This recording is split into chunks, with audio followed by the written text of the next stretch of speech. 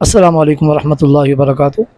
आज मैं तलबा किराम को एक मसला बयान करूँगा कि अल्हम्दुलिल्लाह आज चाँद की 29 तारीख़ है और कभी इम्कान ये है कि आज रात को चाँद नज़र आ जाएगा।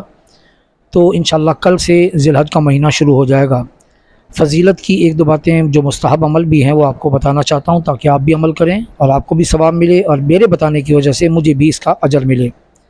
तो अर्ज़ ये है कि इन 10 दिनों के हवाले से अर्ज़ ये होता है कि सहाबा किराम के पूछने की वजह से हमें ये मसला मालूम हुआ कि अगर कोई शख्स ज़िलहज के पहले 10 दिनों में कुर्बानी कर रहा है या नहीं कर रहा, दोनों सूरतों में अपने नाखून भी ना काटे, बाल भी ना काटे, ज़ेर नाफ बाल भी ना काटे, तो कुर्बानी के दिन कुर्बानी करेगा तो तब भी, कुर्बानी नहीं करेगा तब भी, तो उसको एक इजाफ़ी अजर व सवाब मिलेगा। तो फ़र्ज़ किया अगर उसने कुर्बानी करनी है तो कुर्बानी के बाद वो बाल काट सकता है, और अगर कुर्बानी नहीं करनी है, वो साहिब निसाब नहीं है, उस पर कुर्बानी वाजिब नहीं है, तो ये अमल करने की वजह से उसको वैसे ही एक कुर्बानी का सवाब मिल जाएगा। तो अय्याम ईद में फिर वो अपने नाखून वगैरह काट ले ताकि मुकम्मल तौर पर यह सवाब उसके खाते में लिख दिया जाए।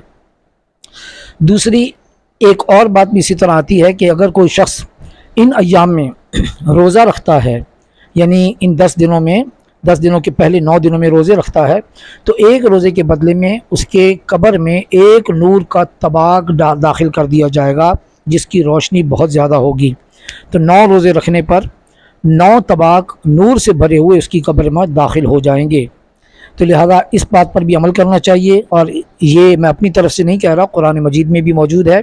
इरशाद होता है वल फज्र व लयालिन अश्र, अल्लाह रब्बुल इज़्ज़त ने फ़जर की और 9 रातों की, 10 रातों की कसम खाई है, और जिस चीज़ की कसम खाई जाती है वो बहुत ही मुअज़्ज़ज़, मुक़द्दस और मुहतरम होती है। इससे हमें अंदाज़ा हुआ कि ये अय्याम कितने बाबरकत हैं कि जिनकी कसमें अल्लाह रब्बुल इज़्ज़त खा रहा है। इन अय्याम में गुनाहों के बचने के साथ साथ ये भी कोशिश करनी चाहिए कि इबादत में कसरत हो। बनी इसराइल का एक वाक़या मिलता है कि एक शख्स जो गाने बजाने वाला था, इन अय्याम में वो गाने बजाने से बच जाता।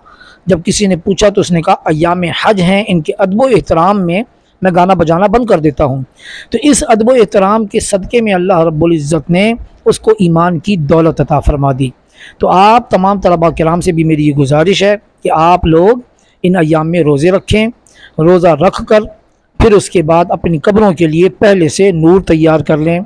अल्लाह रब्बुल इज़्ज़त हम सबको ऐसे अमाल की तौफ़ीक़ अता फ़रमाए, और मेरी तरफ़ से एडवांस में आपको आने वाले ज़िलहज के चाँद की बहुत बहुत मुबारक हो।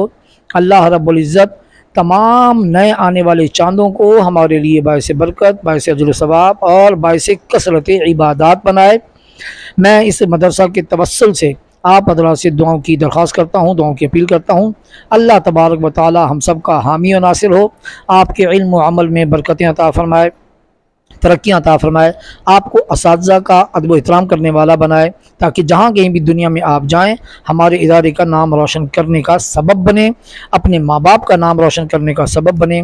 जो इल्म आप हासिल कर रहे हैं अल्लाह रब्बुल इज़्ज़त उसमें भी बरकतें अता फ़रमाए, और उस इल्म के सदक़े में अल्लाह तबारक व तआला आपको दोनों जहानों में उरूज और तरक्की अता फ़रमाए। बहुत बहुत शुक्रिया, मेरे लिए भी दुआ कीजिएगा।